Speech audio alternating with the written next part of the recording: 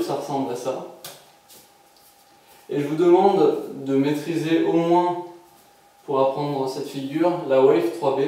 C'est une base, donc travaillez-la et réapprenez-la si vous ne la connaissez pas. Donc, voici une wave 3B. Maîtrisez-la afin d'apprendre donc l'hyperloop. Pourquoi avoir besoin de la wave 3B? Parce que tout simplement c'est le même départ et la même arrivée que l'hyperloop. Là je suis en départ de wave 3B. Hop, wave 3B. Et c'est le même pour un hyperloop. Et quand on arrive, c'est la même chose aussi.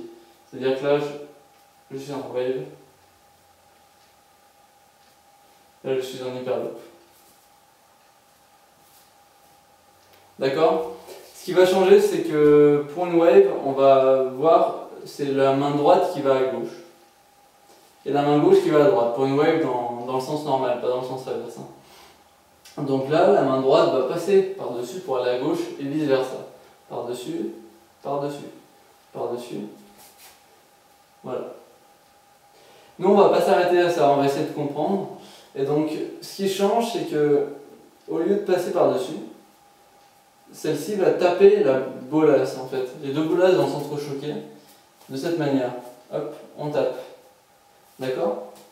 Donc, il faut essayer de viser le centre des deux bolasses pour les entrechoquer. C'est-à-dire que si vous tapez n'importe où dans la bolasse, ça ne va pas forcément marcher, ça peut faire ça par exemple.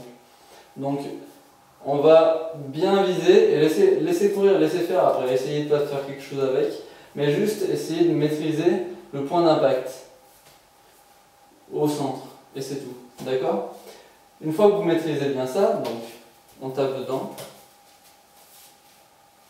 on tape dedans, on va ramener les mains qui sont sur le côté au centre. C'est-à-dire que là on est sur le côté, on va au centre et on finira après sur le côté à nouveau. Donc là, on tape et hop, on ramène au centre. Laissez courir à nouveau, on n'essaye pas de les faire tourner, etc. Hop, on arrive au centre. On tape, on arrive là. Et pour l'autre côté, c'est la même chose.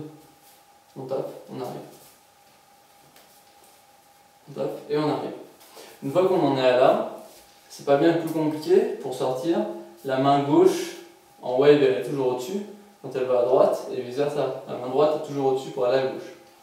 Là à gauche, on va laisser la main gauche au-dessus, elle tape et quand elle sort, elle est toujours au-dessus de la bola, enfin de la main droite en tout cas.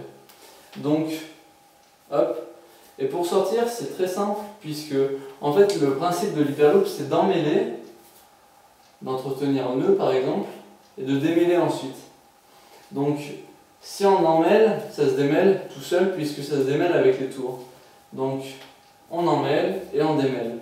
Pour démêler, le seul mouvement de main qu'il faudra peut-être faire, ça va être de les écarter un petit peu. Mais c'est pas compliqué, une fois qu'on a compris le mouvement, ça vient tout seul. Hein. Hop. Et voilà. Donc travaillez-le bien, et puis normalement ça devrait venir assez rapidement.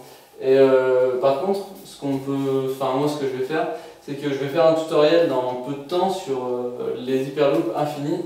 C'est-à-dire que les hyperloops infinis, c'est là où on entretient le nœud, au lieu de tout de suite le démêler. Et c'est là qu'on va comprendre que quand on rentre, on fait simplement un nœud, et quand on sort, on enlève un nœud. Et une fois qu'on a emmêlé, si on sait entretenir, on peut après rajouter un nœud, en enlever un, mais rester en hyperloop par exemple. On rajoute, on enlève, et si on enlève, on n'en a plus. D'accord? Donc ça, je vais faire un tutoriel rapidement, mais pour l'instant, vraiment, occupez-vous seulement de l'hyperloop simple, c'est-à-dire qu'on emmêle et on démêle. On emmêle, on démêle. Voilà. Donc, merci pour votre écoute, et puis à une prochaine. Au revoir.